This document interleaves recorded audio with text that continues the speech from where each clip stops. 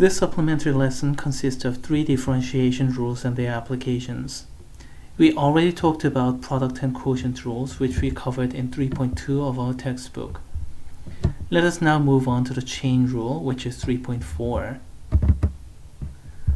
Please note that I tweaked the order a little bit. 3.3, trigonometric functions, will be dealt with a bit later. So all the examples here will have power functions, exponential functions, and some logarithmic functions, but that's it. No more tricks here, at least not yet. Here is the structure of the chain rule. That applies for composite function, and the structure is as follows. Number 1, outside first, and then we move inside. Blue part. Number 2, the inside stays the same, the red part. Finally, number 3, you have to multiply the derivative of the inside, not here, but outside of all that. So kind of like dangling chain, this is multiplied. And then of course, if this is another composite function, then you may have in further chains dangling. And for this reason, it is called a chain rule, as a matter of fact. It's a little bit difficult to see what is going on here without looking at the examples, so let's go ahead with some examples here. First example, f of x is square root of x squared plus 1, and clearly this is a composite function, isn't it? And usually it's a good idea to convert radicals into power forms before doing any calculus, so let's start that.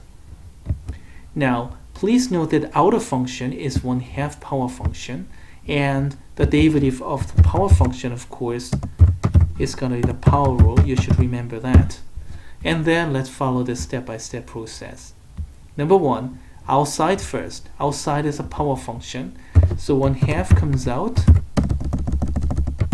and then subtracting 1 from the power, negative 1/2 power. That concludes the first part.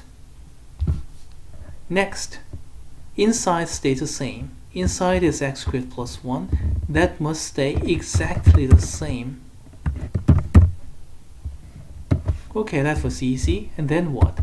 We have to multiply the derivative of the inside. As far as I'm concerned, this is perfectly fine, but just in case a machine grader wants you to simplify this and change it into traditional form, let's go ahead and do that. 1/2 and 2 cancel out. We have just x, and then negative 1/2 power is equivalent to 1 over square root. And this is going to be the answer in traditional form. Please note that we have outside function, 1/2 and subtract 1/2 power. And then inside stays the same, the red part. And then the green part, the derivative of the inside is multiplied. It's outside here. Let's check the answer key. Yes, everything is right. Okay, how about the next problem here? Again, the starting point is power form conversion, and part of the purpose that I wrote this problem is that looks like a little bit complicated. Here we have fraction, we have a radical, we have another parenthesis. However, this is just plain power function. This thing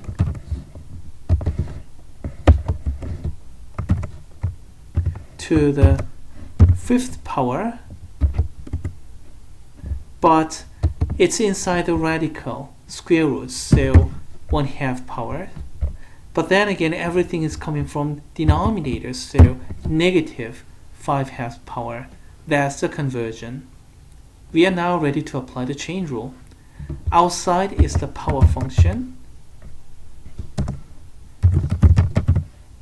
So multiply the power all the way up front. So 15, negative 15 over 2, and then that to the negative 7/2 power. Inside never changes, so inside will be just exactly that. And then finally, let's multiply the derivative of the inside. 6x minus 2, isn't it? As far as I'm concerned, this is perfectly fine, but in case you have to simplify a little bit further because of the machine grader, here it is. Both of these are even numbers, so minus 15, x minus 1, and then this thing. It is a little bit more customary to multiply, it is a little bit more customary to multiply a little bit simpler ones on the left hand side, more complicated ones on the right hand side, so I follow that convention. How about the next problem? Here's an exponential function.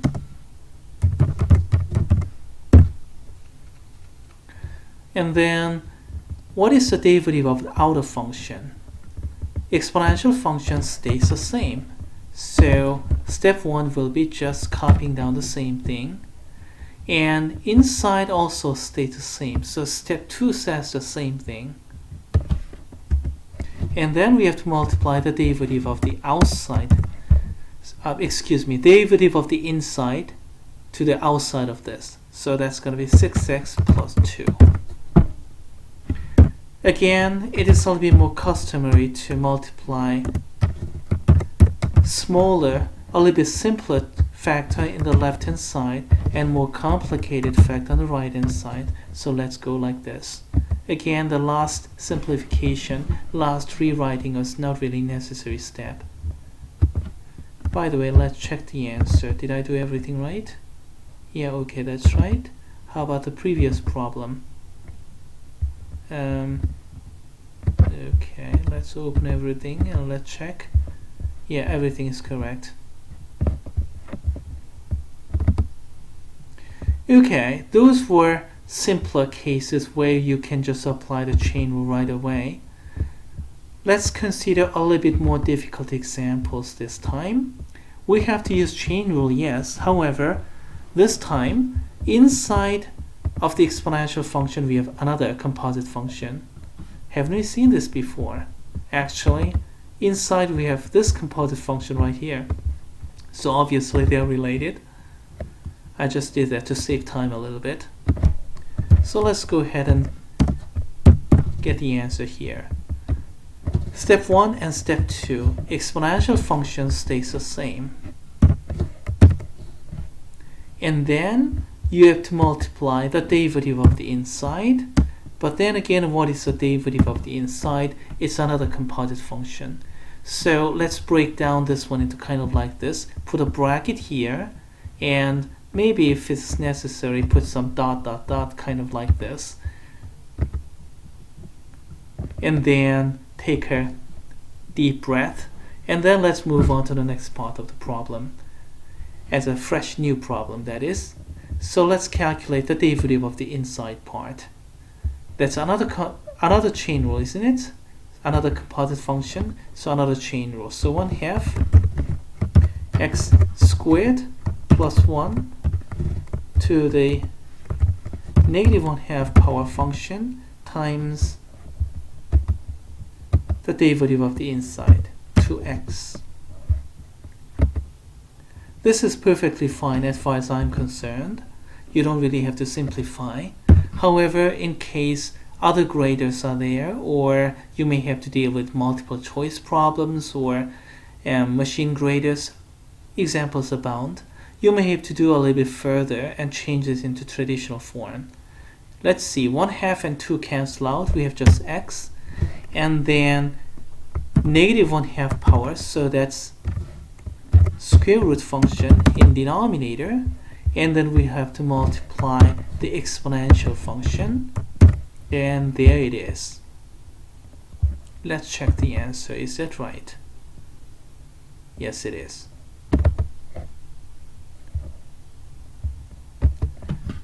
Let's move on to the next example. And this is going to be another example that you'll have to apply the chain rule twice. The outer function here is 1/2 power function. and inside we have some complicated part, and inside we have another exponential function there. So this is gonna be chain rule again. In short, we'll have to do something like this. Rule 1, outside first and then move inside. So 1/2 power, and then that to the negative 1/2 power, and then we are going to multiply the derivative of the inside. That's the structure of the chain rule actually. And this is another good way to handle chain rule when things are a little bit more complicated.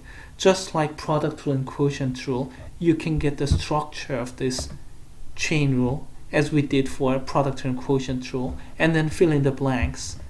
Well, parentheses, that usually means staying the same. At least that was my convention, wasn't it? Bracket, derivative computation to be followed. Okay, not always. This is not the kind of convention that is applied everywhere. Only I do that in my class. So do not expect others to follow the same thing. Anyway, let's move on to step 2. Inside stays the same. So all I have to do is just copy and paste. If you're using paper and pencil and then get tired of writing everything down, and then of course in some cases it takes too much time, if you simply like ... and then write like this, I'll understand actually. Of course you cannot do that when you're dealing with somebody else, but as I just said, I'll understand this, so when I'm grading you can do it like this.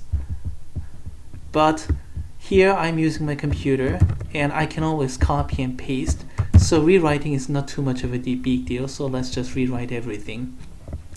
Okay, enough digression. Let's move on to the inside, the green part, the derivative of the inside. Let's take a deep breath and then let's regard this as a separate new problem and apply the chain rule. Derivative of the first term, 4x. Derivative of second term, 0.